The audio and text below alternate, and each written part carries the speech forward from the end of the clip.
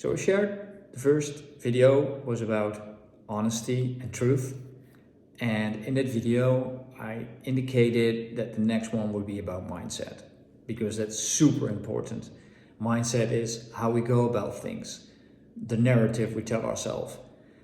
And every day and every moment in life, we either assume the accountable role or the victim role, and there's nothing in between. So it's either of those, and you can move back and forth between of them.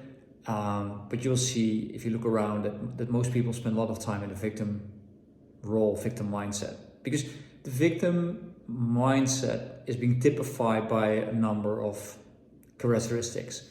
So for one, they use excuses. They're blaming other people. It's never their fault. It's always them, and circumstances seems to be always against them. Well, the accountable person will also experience difficulties, but will react different to that. To give you an example, I was asked during a team building event to climb up a pole, being secured with ropes, and then let myself fall. And I had to climb up that pole, which I don't know, was 8 meters or so. And while climbing, I yelled at the trainer that the pole was not stable and was wibbling a lot. And he asked me to calm down, and I stood next to him, and he said, "Well, what do you think? Is the pole still moving, or does it stand still?" And well, there was obviously no movement in the pole. He said, "Well, then probably it's solved, so you can climb up again." And I climbed up, and again I yelled to him like, "It's unstable and it's moving." And he said, "Is the pole moving, or are you moving?" And I was like, what does he mean? So what do you mean? And he said, "Well, probably because you are afraid. You are making a lot of unnecessary movements, which makes the pole seem unstable, but a pole by itself doesn't have the ability to move, right? That's your action." And then it started to sink in. So I was being the victim because it was not my fault, it was the pole. But he made me realize that I should be the accountable and change the language. So when I said out loud, "I am indeed afraid, and therefore climbing up the pole makes me nervous, and I make unnecessary movements, which sets the pole in motion," I actually not only connected with my emotions and got less scared because I was in touch with them, but also found a way to climb up stable. Long story short, climb up, have myself fall from it. It was a wonderful experience, but it was not the kick of having me fall from a secure line. It was actually that lesson I got there. So I don't know if you hear people like, "The window broke when we were playing soccer." Well, then probably one of the kids kicked the ball in a way that made it fly through a window, right? The window didn't decide to break itself, nor did the ball, without any human involvement, decided to break a window. Or if you would say, "The coffee has spilled." No, coffee doesn't have the ability to run out of a cup all by itself. That's probably due to human interaction.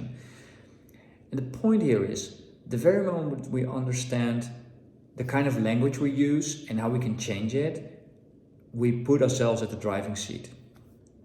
So every time something doesn't go according to plan, and you're blaming others, the situation, or you find excuses, next time the situation will be the same. You won't change a thing. But if you change the narrative and tell yourself that you're responsible and you could have done something different, then you will do something different, which leads to different results.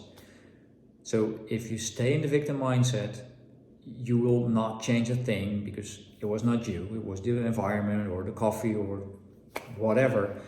But if you start by saying I, so you should use I messages, I stories, I kicked the ball that broke the window, or I spilled the coffee that created a stain. That helps changing for the better, get better results, but also for people around you to trust you. And there's the link with trust and honesty. In every fight among siblings or with neighbors, there's always two parties. And the very moment you hear yourself blaming the other party, you actually neglect the fact that you have a stake, opinion, and effect in the matter. So I wouldn't say it's possible to be in the accountable mindset all the time, where you take full control. Probably not. But I hope you agree with me, the less time you spend in the victim mindset, the better it is. The more joy you will experience, and the more results you will produce. So if you fail the test and you would say the test is hard, well, could be, but the test itself didn't decide to be very hard on you. You might not have prepared very well. Or if you would say, well, the teacher gave us homework, but it didn't match the test, you could ask yourself, but did I truly test the homework we've been giving against expectations? Did I do everything possible to secure that I was studying the right thing? And then probably the answer is, no, you didn't. And you left an opportunity untouched. And there are many, many, many examples, of course. So marry up truth, honesty, and mindset just as a foundational basis. And the good news is you don't need to change a lot. Being honest and being in an accountable mindset is something you can start doing today. You don't need to exercise, you don't need to build muscle for that or change your diet or whatever. You can actually start doing it today. And I promise you, it will produce results.